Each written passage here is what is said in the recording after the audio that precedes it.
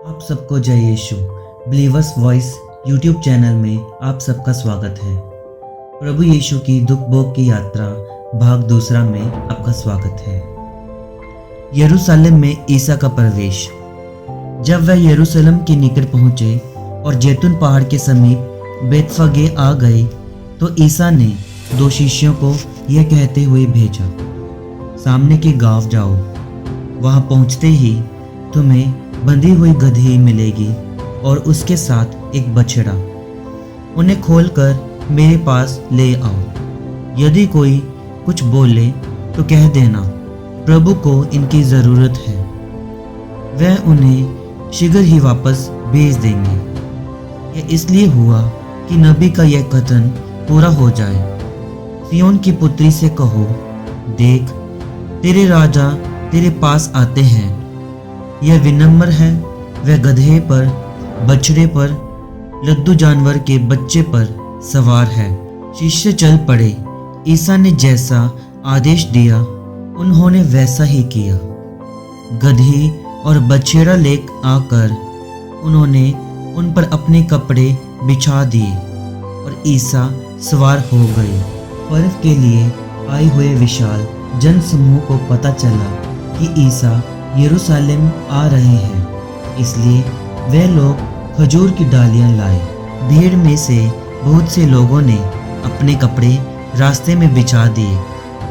कुछ लोगों ने पेड़ों की डालियां काटकर रास्ते में फैला दी। ईसा के आगे आगे जाते हुए और पीछे पीछे आते हुए लोग ये नारा लगा रहे थे, दाऊद के पुत्र को होसाना, धन्य है वह जो प्रभु के नाम पर आते हैं, सर्वोच्च स्वर्ग में होसाना। जब ईसा यरूशलेम आए तो सारे शहर में हलचल मच गई। लोग पूछते थे, यह कौन है? और जनता उत्तर देती थी, यह गलीलिया के नाजरत के नबी ईसा है। मंदिर से बिक्री करने वालों का निष्कासन। ईसा ने मंदिर में प्रवेश किया और वहां से सब बेचने और खरीदने वालों को बाहर निकाल दिया। उन्होंने सराफों की मेजें और कबूतर बेचने वालों की चौकियां उलट दी और उनसे कहा, लिखा है, मेरा घर प्रार्थना का घर कहलाएगा, परंतु तुम लोग उसे लुटेरों का अड्डा बनाते हो। आगे हम देखते हैं कैसर का कर। उस समय फरीसियों ने जाकर आपस में परामर्श किया कि हम किस प्रकार ईसा को उनकी अपनी बात के फंदे में फंसाएं। इन्होंने ईसा के पास हेरोदियों के साथ अपने शिष्यों को यह प्रश्न पूछने भेजा, गुरुवर, हम ये जानते हैं कि आप सत्य बोलते हैं और सच्चाई से ईश्वर के मार्ग की शिक्षा देते हैं। आपको किसी की परवाह नहीं, आप मुंह देखी बात नहीं करते, इसलिए हमें बताइए आपका क्या विचार है, कैसर को कर देना उचित है या नहीं? उनकी दूरदर्शिता भांपकर ईसा ने कहा, ढोंगियों, मेरी परीक्षा क्यों लेते हो? कर का सिक्का मुझे दिखलाओ। जब उन्होंने 1 दिनार प्रस्तुत किया तो ईसा ने उनसे कहा, यह किसका चेहरा और किसका लेख है?